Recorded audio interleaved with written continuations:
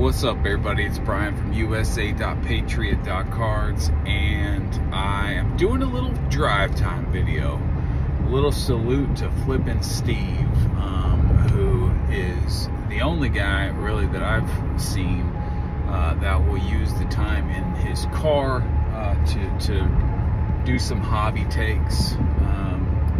You know, just talk about what's been on his mind. And so, as I sit here going to run some errands on Saturday morning, I thought I'd do, well, Saturday afternoon now, it's almost 3.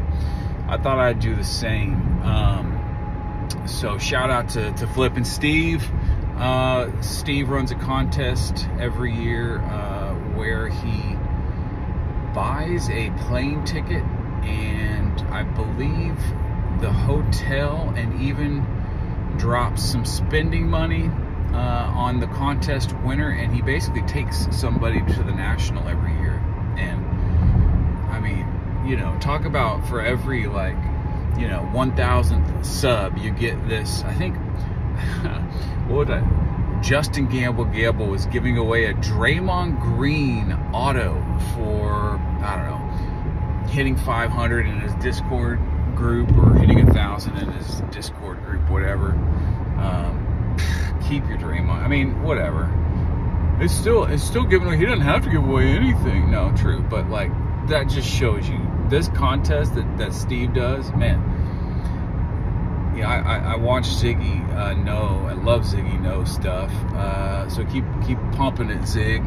But I watch Ziggy and he talks about this contest, and I think Ziggy talked about wanting to even help sponsor it so that Steve isn't, you know, footing the entire bill. I mean, that's an expensive giveaway. I'm sure there's a few others that wouldn't mind throwing in on that, but I don't think Steve's ever asked for it or anything. Like, just it's just so cool.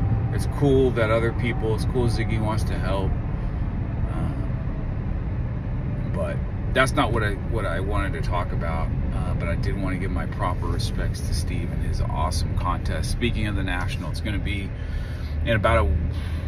Let's see, as soon as this weekend's over. This is Saturday, so in a couple days, people will be descending upon Chicago and trying to dump young quarterbacks is what I feel like it's going to be. Where's Mike Trout going to be in this National? Are people picking up Mike Trout stuff? I see more and more of it in the Facebook groups that I'm in, and it's getting more and more reasonable. But there's a reason for that. I mean, for the second or third year in a row, Mike Trout's on the shelf. I don't know. I wouldn't touch Mike Trout with a 10-foot pole, but that's probably because I've never had a Mike Trout card. But he just seems to be one that you can just wait on. I think he'll always have a respectable floor, but I mean, there were guys buying that 2011 update in a PSA 10 at 3K and thinking they were getting steals, and now, I mean, it's what, I don't even know. I bet it's about $1,200. So I just don't see anybody getting excited now. He's too young. I mean, he's crossed, you know, the hype threshold. I mean, he'll probably still make the Hall of Fame, but I don't know. I wonder, because I think what you're going to find at the National is a lot of Mike Trout stuff available within comps, and I just wonder how many buyers are going to be out there for that stuff. Is one thing that I wonder at the National. I also wonder, you know, is it a race to the floor on Desmond Ridder? Is Sam Howell even, like, what's the situation in Washington? Is he the starter? And I literally don't know. You know, are his cards going to do anything? Who else is in the mix? Ridder, Howell. Who else? What other young quarterbacks are out there? I don't even know. Kenny Pickett, second year. Will be his second year this year. I don't know. The quarterbacks I'm really looking at. If I had money right now that I was going to dump in a quarterback spec, it'd be Deshaun Watson all day long. He's shown us what he can do. He's got a good team around him. AFC North I think that's a winnable division. I think if it comes down to Deshaun Watson and Lamar Jackson, give me Deshaun Watson. Yeah, so I have a nice little Deshaun bag that I'm holding right now. I didn't buy it at the right time. I bought it as soon as he basically was, as soon as he left Houston, when they announced the Cleveland deal. That's about when I got it, and it's fallen maybe 50% since then. But I think it can bounce back, and so that's what I'm hoping for. And if I had, you know, a couple $1,000 to dump into a speculative quarterback, I'd do it into Watson. I definitely wouldn't do it into any of the young guys. And I think that's what the National is going to reflect, is that everyone's holding their Ritters and their Sam Howells and whoever else I'm forgetting, and their Kenny Pickett's, and they're going to be looking for that retail buyer, that mythical retail buyer that I think people assume will be at the National. But I mean, there definitely is going to be a few retail buyers walking around, but I think it's going to be a race to the bottom on a lot of that stuff, a lot of those young quarterback cards. I know the market has already turned now. A lot of people will say that the National is the last exit for football cards, and you know, I know a lot of savvy guys that are basically just interested in money and not so much keeping any card or enjoying any card. But those guys have already moved on to basketball, so they try to be ahead of the curve. So yeah, if you're still thinking that there's, you know, money to be made on football, you better hurry, because definitely the last exit is nigh. What was I gonna say?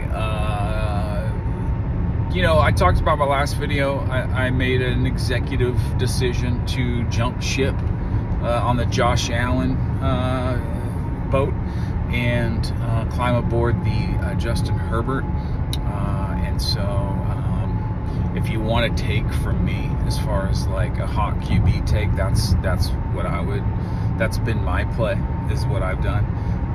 Who knows what, I mean, both of them are going to be chasing Mahomes, but I think Mahomes is primed to, you know, come back down to earth a little bit. Maybe, you know, not be the #1 seed or even the #2 seed in the AFC. I could see the Chiefs going through some real adversity. That doesn't mean that Mahomes can't fight through it, because clearly he can. But yeah, I think that there's a story being, you know, told out there on, if we could all go back 3 months, you know, say Christmas, you know, when we're sitting here on Christmas looking back at the first 4 months of the NFL season, what would we have wished we'd have known, you know, right now? That's what I try to figure out. And I think there's going to be a story, and I think, you know, it could be someone other than Mahomes starring in the lead role of that story. So what else? Be honest about the Ellie De La Cruz ride so far. So I acquired a blue Bowman Chrome Ellie De La Cruz PSA 10 at the Dallas show. Gorgeous card. I love that player, and I've been hanging on the Reds, you know, ever since, watching them, you know, trying to keep up with Ellie's at bats, and you know, just really trying to squeeze maximum enjoyment out of that card, because clearly I picked the top of the market to get into him.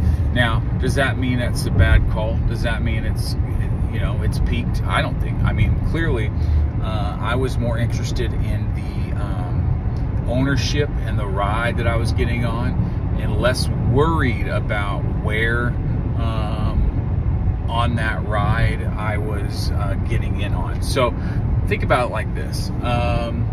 Airplane tickets. We all know that if you buy early on airline seats, you can get some really great deals. If you can be disciplined enough and look ahead enough to pick a date on the calendar and buy your tickets to wherever you're going or whatever you're doing way in advance. You know, you can get a really nice price on those seats.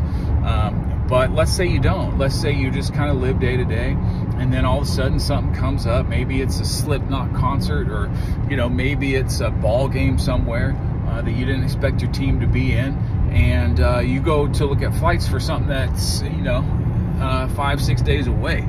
You're going to be, you know, paying a lot more money for those seats on that flight 5 days away than you would have been paying had you bought that ticket, you know, 2-3 months ago. Does that mean you don't go? Does that mean you just, I mean, sure, a lot of times it might. You might not have the money. And that could be the difference in going and not going.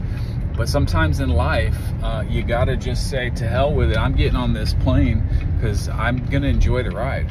And so that's what I've done with Ellie. And it's been frustrating. You know, he's setting records for balls thrown across the infield. First, it was 97.9. He threw a ball from third to first, which was the hardest thrown ball in the StatCast era. And then 2 days later, he threw one almost 100 miles an hour, 99 point something. Threw a guy out at home. So he's setting records. He made an unbelievable over-the-shoulder diving catch at short the other day. They got him bouncing between shortstop and third. And they did that with Bobby Witt Jr. a little bit his rookie year. And he struggled, I think, with that. He didn't play great shortstop. I'm talking about Bobby Witt. And so eventually, I think they made a good choice in Kansas City. They traded what's his name? Oh, that skinny shortstop that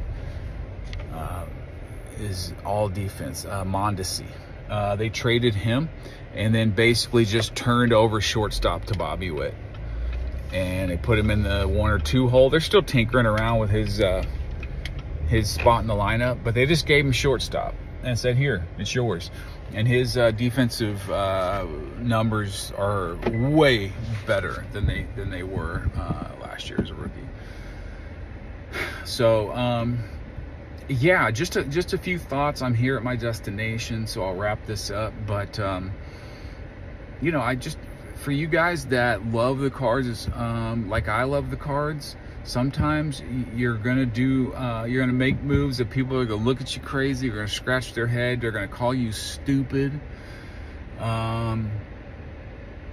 Oh, you're just, you know, you have FOMO, or yeah, I wouldn't have made that deal, or you're crazy, you're paying 100% comps, or dude, that's $800 over the last comp, or, you know, whatever it is. But only you know what that card's going to mean to you. Only you know how bad you want it. And there's not many. Well, last year was Bobby Witt, and this year it's Elly De La Cruz, but I'm stopping at one De La Cruz card for now. And but there's not many baseball prospects that I go all out for. And I was telling somebody the other day, it's like, you know, the time to buy Bowman draft and Bowman first Bowmans is when the product comes out. Okay, well, you don't know. I mean, you could speculate like the teams did when they drafted these players, or when they signed these international young players. You could speculate, but how many, you know, busts are there in every draft? I mean, you go back to the last 5-6 MLB drafts and read the first 20 picks, and then, you know, count how many of these first 20 picks are relevant in the card market. And I bet you'll be surprised how few there are. So what are you supposed to do? You're supposed to just buy every, like, you know, all these first Bowman blues or whatever for refractors of all these like top draft picks every year, instead of like, so, well, my point to my friend was this: like, if you did that, and I'm sure there's a lot of guys that do, maybe you only pick 2 or 3 and you speculate and you try to hit. However you slice it, however you choose to do it, whether you're ripping the Bowman products, or whether you're grabbing a bunch raw of all the prospects, or just the prospects that maybe you've narrowed down to 4 or 5 that you really like, and then grading those, hitting some 10s, hitting some 9s, or whether you just sit back, watch baseball and go, holy shit, who's Elly De La Cruz? And then go out and buy a PSA 10 blue. Yes, I got that card at the top of the market, but I didn't rip any Bowman. I didn't buy any guys that haven't hit or didn't hit. You know what I mean? Like, you know, you might say it's still cheaper to do the true prospecting raw to grade route and kind of do the volume thing where you're buying, you know, a lot of the players trying to hit on that at least. Excuse me. But I would argue that it might be cheaper, but it's not. You'd be surprised how staying away from all that than just watching the guy that you are really intrigued by and go out and getting his stuff after it's been graded, after he's in the big leagues. Yeah, maybe the key would be don't fall for the MLB call-up. Although in Elly's case, shoot, I mean, you know, when he got called up, that blue was about, you know, probably 60% of what it does now. So, I mean, there's no rhyme or reason, but if you do go out and you get a card at the top of the market and then the guy goes 2 for 32, just smile, because sports cards are relevant. They're fun. We have sports to watch. We didn't even have that in 2020. So we're all doing okay. We're all blessed to be able to be frustrated by our cards. But yeah, thanks for hanging out, man. Maybe I'll try to do more of these where I can just kind of like be by myself and just talk about what's on my mind. And appreciate you watching. See you on the next one. See ya. Bye.